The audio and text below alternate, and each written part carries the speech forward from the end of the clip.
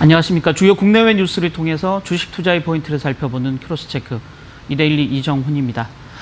오늘 기사들 조금 밝은 소식들도 좀 있는데요.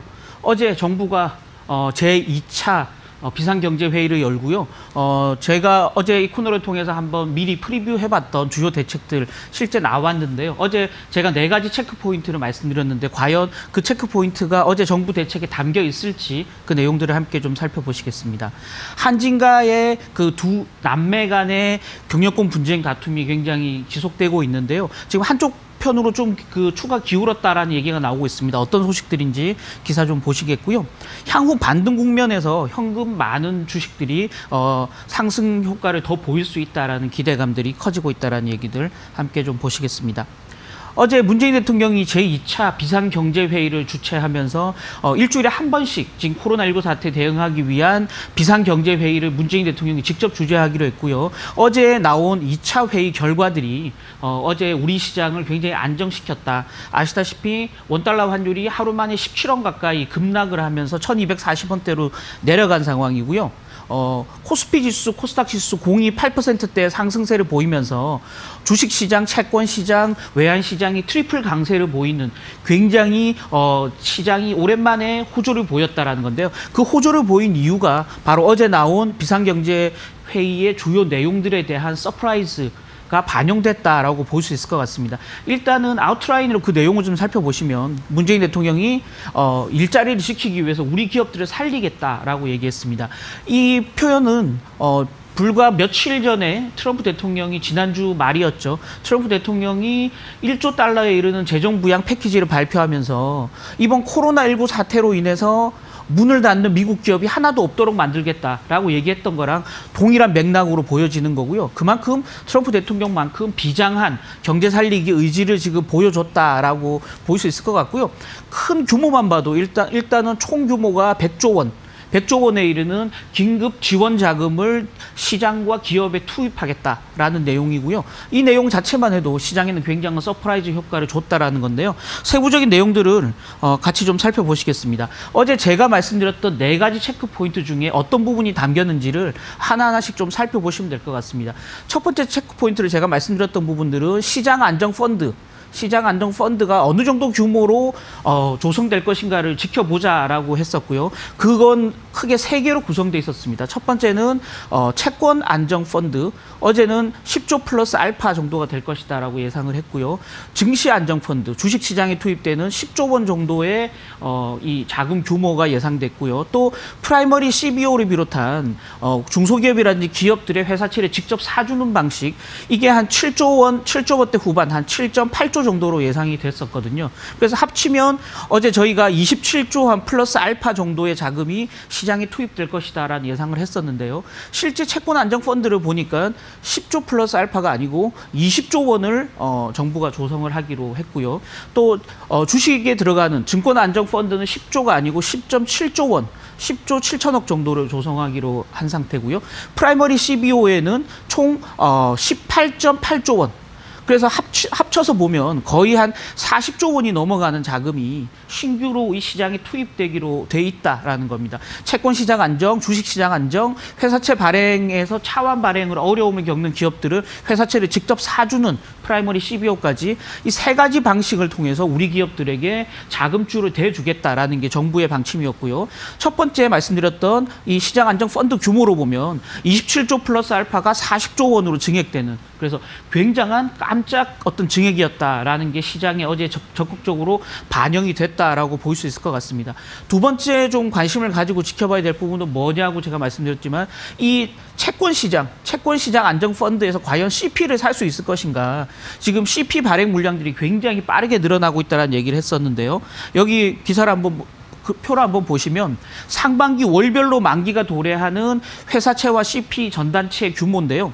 여기 4월, 5월, 6월에 보시면 회사채보다 훨씬 많은 규모의 CP 만기가 돌아온다. 그래서 CP 시장을 빨리 잡지 않으면 CP 시장 단기 금리에서 금리가 뛰기 시작하면서 중장기 금리까지 같이 올라가면서 기업들의 자금 조달, 가계 대출 부담이 굉장히 늘어날 수 있다라는 얘기를 한번 우려를 표시했었는데요.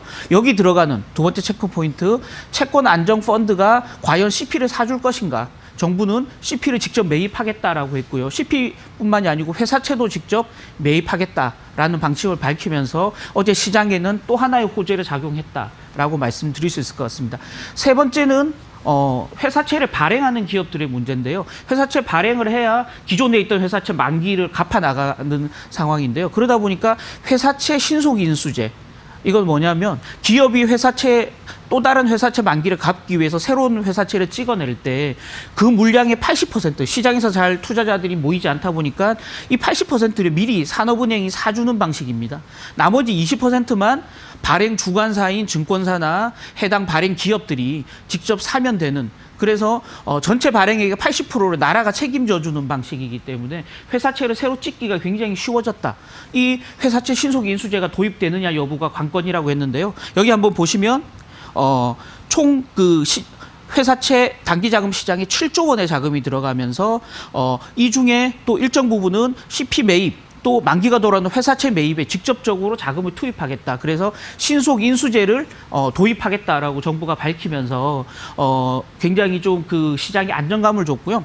산업은행이 이렇게 떠안는 부담은 굉장히 크다라고 해서 산업은행에 한국은행이 직접적으로 자금을 대출해주는 방식을 새로 도입하면서 한국은행이 산업은행에 유동성을 공급해주고 산업은행이 기업의 회사채를 사주는 이런 이중구조 방식으로 회사채 신속 인수제의 스킴을 짰다라는 면에서 보면 아까 말씀드렸던 1번 규모면, 2번 채권 안정펀드의 매입 방식 부분, 회사채 신속 인수, 이 세 가지 관전 포인트가 모두 충족되는 굉장히 서프라이즈한 대책이었다라고 볼 수 있을 것 같고요. 그나마 네 번째, 저희가 기대하는 마지막 네 번째는 이것도 불안하니까 한국은행이 직접 회사채를 사주면 안 되냐라는 내용인데요. 이건 이제 시장 기대감에 한국은행은 일단 어제 선을 그었습니다. 한국은행은 위험 자산인 CP나 회사채를 직접 살 수 없다. 현행 법상 그렇다라고 얘기했는데요. 지금 여권에서는 이인영 원내대표를 비롯해서 많은 민주당 의원들이 법대로만 할 수 있겠느냐. 지금 같은 비상 상황에 법을 뛰어넘는 그런 창의적인 대책이 나와야 된다라고 얘기하고 있고요. 필요하다면 한은법을 고쳐서라도 한국은행이 직접 회사채를 인수하는 방식을 검토할 수 있다라고 여권에서 계속 목소리를 내고 있는 상황이기 때문에 시장이 더 악화될 경우 이 방식도 도입될 가능성이 충분히 있다. 따라서 이 네 가지 관전 포인트 중에 세 가지는 일단은 충족을 한 상태고요. 한 가지 역시 지금 카드를 완전히 버리기 힘든 상황이다라는 점에서 지금 시장은 단기적으로 굉장히 안정세를 보일 가능성이 있다라는 점 좀 염두에 두셔야 될 것 같고요. 다만 변수는 해외에서의 불안 요인들, 해외에서의 코로나19의 창궐 여부, 또 미국이나 유럽, 일본 시장의 불안 여부에 따라서 한국 시장도 영향을 받겠지만 일단 한국 시장의 내부적인 요인만 보면 굉장히 안정을 찾을 수 있는 국면으로 와 있다라고 말씀드릴 수 있을 것 같습니다. 다음 뉴스 좀 보시고요.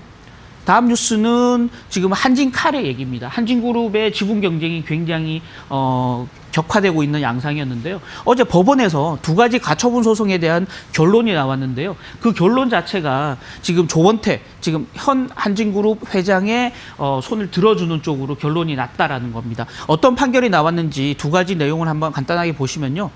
첫 번째 판결은 뭐냐. 바로 이 삼자연합. 조현아 씨와 KGCI 또 반도건설 이 3자 연대가 가지고 있는 지분 중에서 반도건설이 지금 8.2% 지분을 가지고 있는데요. 반도건설이 지난 작년 주주명부 폐쇄 직전에 3.2%를 추가로 매입을 했는데요. 이게 과연 의결권으로 행사가 가능하냐 여부입니다. 한진그룹이 이 부분을 문제 삼았고요. 법원은 이렇게 판결했습니다. 이 3.2% 지분 매입할 당시에 단순 매입이라고 단순 투자라고 얘기했지 경영 참여라고 얘기하지 않았다라는 거죠. 그래서 경영 참여를 공시하지 않은 상태에서 3.2% 지분을 샀기 때문에 이건 공시 위반에 해당되고요. 따라서 3.2%만큼 8.2% 중에 3.2%만큼은 의결권을 행사할 수 없다. 의결권이 없다라고 판단을 내렸기 때문에 실제 지금 3자 연합이 가지고 있는 지분 기존의 31% 중에 3% 가까이는 마이너스가 되게 됐고요. 따라서 28%로 3자 연합의 지분율이 뚝 떨어졌다라는 겁니다. 그러다 보니까 지금 조원태 회장 쪽이랑 지분 차이가 한 8.5%포인트까지 벌어졌다. 따라서 조원태 회장이 굉장히 유리한 고지를 선점했다라는 거고요. 또 하나 법원 판결은 뭐냐면 이번에는 3자 연합이 문제 삼은 부분입니다. 뭐냐면 사실상의 지금 조원태 회장 편을 들어줬던 대한항공이 가지고 있던 자가보험 내에 자사주 지분, 또 사후회, 회사 직원들이 가지고 있던 지분, 이 지분 3.8% 정도를 가지고 있는데요. 이 부분이 사실상 조원태 회장이 5호 지분이었는데 조원태 회장이 사전에 공시하지 않았다. 따라서 이건 의결권이 없다라고 해서 삼자연합이 법원에 소송을 제기했는데요. 법원은 이 역시 조원태 회장이 의도적으로 숨기려고 했던 게 아니고 그 자체를 사전에 공시해야 될 이유가 없다라는 이유로 의결권으로 인정하겠다라고 얘기를 한 상태입니다. 따라서 조원태 회장은 기존 지분을 그대로 인정받았고요. 조현아 씨 삼자연합은 기존 지분 중에 3.2%가 빠지기 때문에 지금 조원태 회장 쪽으로 급격하게 무게추가 기울었다라고 볼 수 있다는 게 이 기사의 핵심적인 부분이고요. 다음 뉴스 보시면 어쨌든 간에 경영권 유지에 대한 청신호가 굉장히 켜졌다라는 점에서 보면 한진그룹 자체는 안정적인 뉴스, 반가운 소식이라고 볼 수 있을 것 같습니다. 그럼에도 불구하고 지분 다툼에 따른 주주 친화적인 정책이 나올 거란 기대감에 주가가 많이 반등을 했었는데요. 그런 면에서 보면 오히려 주식에는 악재가 될 수 있다. 그래서 어제 한진칼 주식을 보면 하루 만에 주가가 26%나 폭락하는 양상을 보였는데요. 앞으로도 한진칼 주가는 경영권 분쟁에 따른 기대감으로 주가가 오르기는 굉장히 수월치 않다. 따라서 한진칼에 대한 투자 전략은 굉장히 보수적으로 가져갈 필요가 있다는 거고요. 한진칼과 묶여서 이런 그 경영권 분쟁 다툼에서 좀 호재가 될 걸로 기대했던 대한항공 같은 경우는 실질적으로 항공주 주가 하락으로 말미암아서 주가가 많이 빠졌었는데요. 대한항공에는 오히려 호재가 될 수 있다. 왜냐하면 한진그룹의 경영권이 굉장히 안정적으로 갈 수 있다는 장점이 하나 있고요. 또 하나 조금 전에 말씀드렸던 정부 대책으로 대기업에도 지원의 물꼬가 트였다라는 점에서 보면 대한항공에는 굉장히 반가운 소식이 되는 거고요. 이런 정부 지원을 등에 업고 어제 대한항공이 한 6천억 정도 되는 ABS 발행을 일정 부분 성사를 시켰습니다.